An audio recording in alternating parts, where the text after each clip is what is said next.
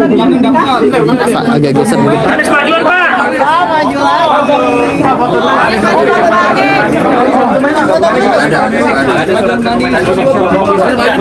Oh ya udah ya Pak, foto sebelah sini Pak. Salaman dulu Pak.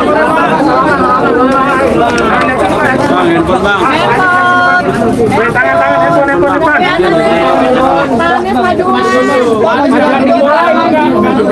Majuan Pak.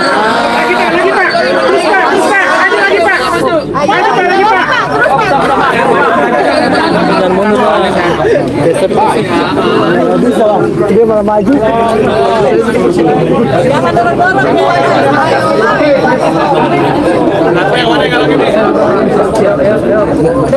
Baik kawan-kawan media cetak, media online dan media elektronik, terima kasih atas kehadiran kawan-kawan di kantor Posko Pemenangan Partai Buruh.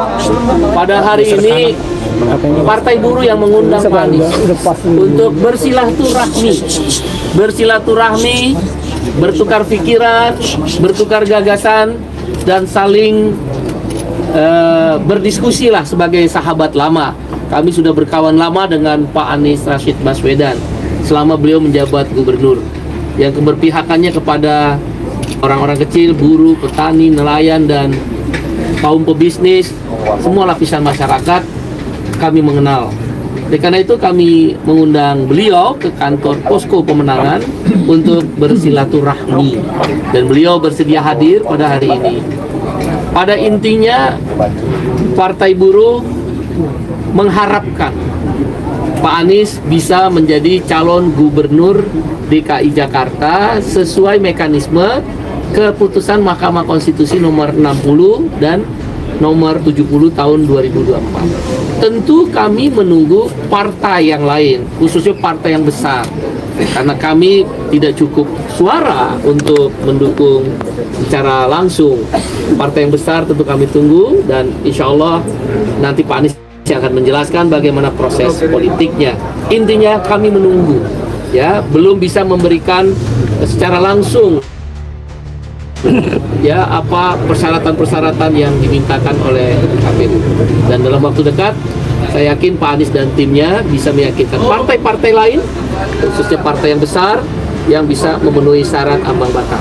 Kami Partai Buruh baru selesai aksi di KPU, clear, sekarang sudah clear, KPU sudah parap, pimpinan Komisi 2 DPR RI sudah parap, Menteri Hukum dan HAM mewakili pemerintah sudah parap bahwa keputusan KPU nomor 60 tentang ambang batas tidak dikurangi kalimat, kata, titik maupun koma dan tanda baca lainnya, langsung masuk ke pasal 11 di PKPU yang baru. Khusus batas usia pencalonan, keputusan MK nomor 70 tidak dikurangi kalimat, kata-kata, titik koma atau tanda baca lainnya, masuk di pasal 15 PKPU yang baru. Dengan demikian, khusus untuk pasal 15 tentang batas usia, tadi disampaikan oleh Ketua KPU langsung yang menemui Partai Buruh, tanggal 22 September 2024, calon gubernur atau wakil gubernur yang berusia 30 tahun atau calon bupati, wali kota atau wakilnya berusia 25 tahun terhitung 22 September 2024. Kalau pada tanggal 22 September 2024 tidak memenuhi usia sebagaimana diatur pasal 15 PKPU yang baru, maka ditolak pencalonannya.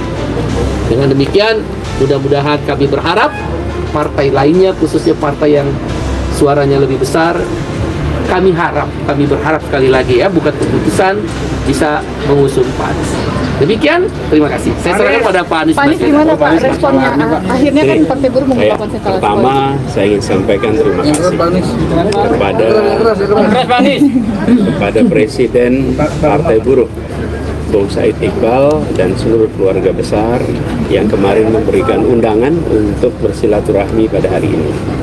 Yang kedua, dalam silaturahmi tadi saya sampaikan kepada Presiden Partai Buruh dan seluruh jajaran. Apresiasi, terima kasih karena telah memperjuangkan prinsip kesetaraan dalam demokrasi yang kita miliki sama-sama.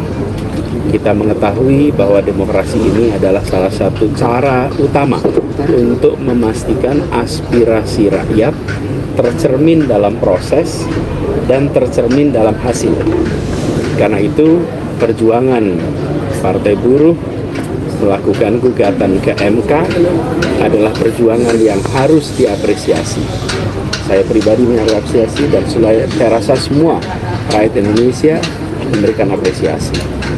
Yang ketiga, tadi saya sampaikan kepada pimpinan Partai Buruh juga, terima kasih karena setelah putusan MK dikawal terus hingga tuntas.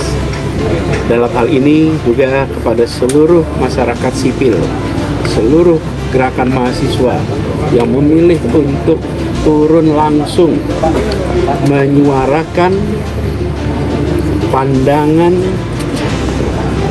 menjaga konstitusi, menjaga marwah putusan MK.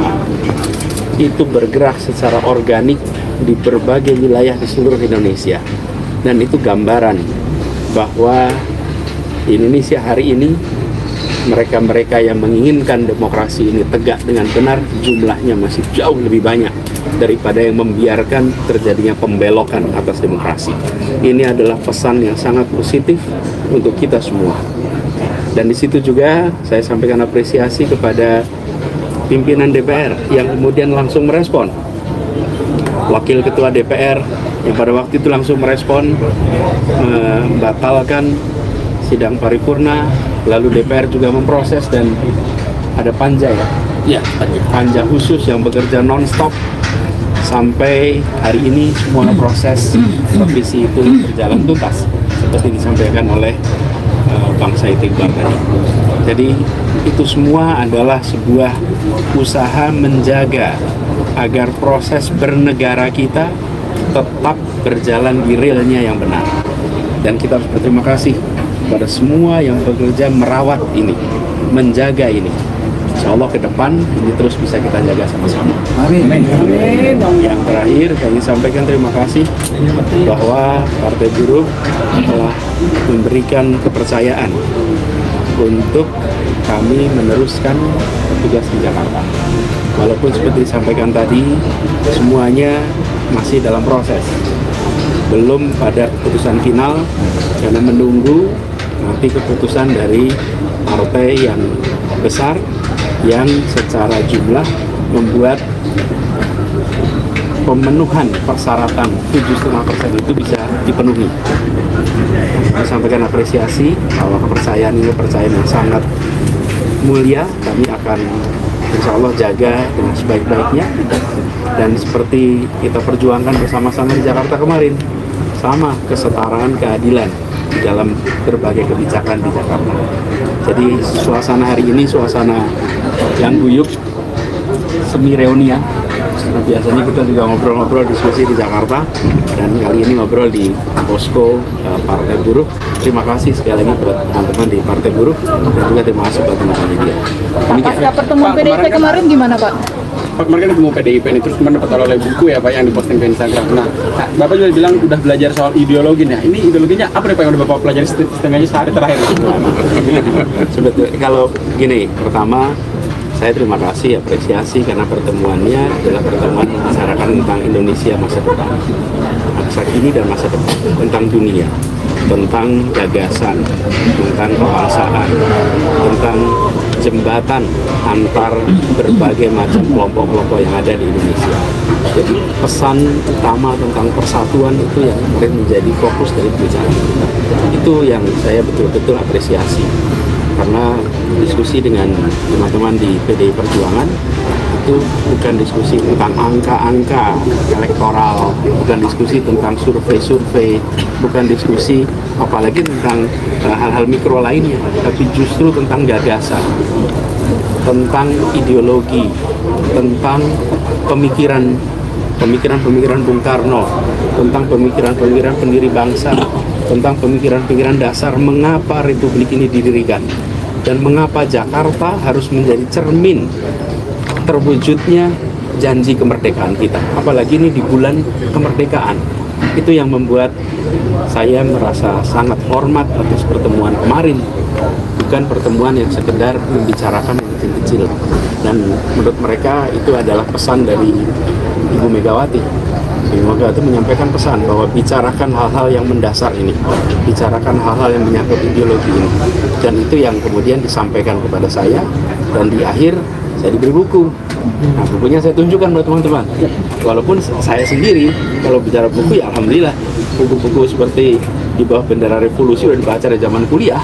Tapi ini adalah buku-buku bukan sekedar jumlahnya dan judulnya, tapi pesan bahwa politik itu lebih dari sekedar soal bagi-bagi kekuasaan. Politik ini lebih dari sekedar soal diteruskan oleh anak, cucu, dan saudara. Politik ini lebih dari sekedar soal elektoral. Tapi politik ini tentang gagasan, dan gagasan itu adalah tentang Indonesia. Sudah dapat restu dari Ibu Mega belum, Mas? Pak, restu Ibu Mega? Saya mengikuti proses, kita tunggu saja sampai teman-teman di PDI Perjuangan menyampaikan kepada saya, dan tentu semuanya menunggu arahan dari Ibu Ketua Umum. Kira-kira udah ada tanggal pertemuan berarti ya, bukan? Saya menunggu. Ada kode, Mas? Kode-kode gitu?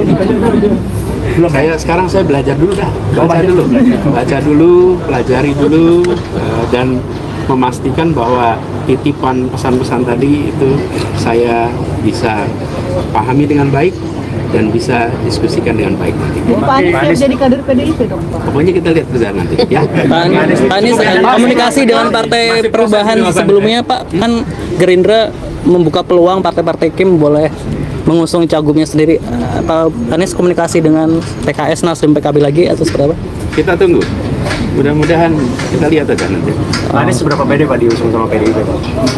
Pokoknya kita ini menjalani saja. Coba Anda lihat aja proses minggu ini. Apa sih yang terjadi coba? Hari Senin, dari Senin sudah ada deklarasi 12 partai. Pintu tertutup. Hari Selasa pintu terbuka. Oke, ada putusan MK. Hari Rabu ada balik DPR, pintu tertutup lagi. Hari Kamis ada penundaan, ada aksi, pintu terbuka lagi. Kita jalanin aja. Jalanin aja. Pokoknya gini, Tuhan Maha mengatur, dan apa yang diatur Tuhan insya Allah yang terbaik. Ya. Jadi di atas yang memegang kuasa ada yang Maha Kuasa. Oke, udah ada, Bang. Kalau tidak diusung siapa? Pak, kalau tidak diusung siapa?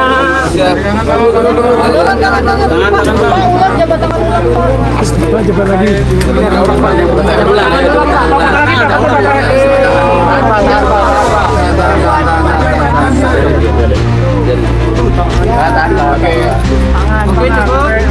Oke, terima kasih Pak Anies. Di atas yang kuasa ada yang maha kuasa. Buat hari ini.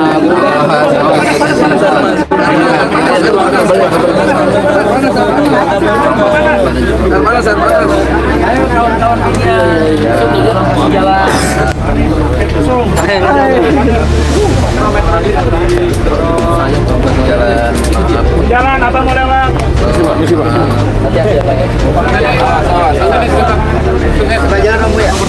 Siap nanti.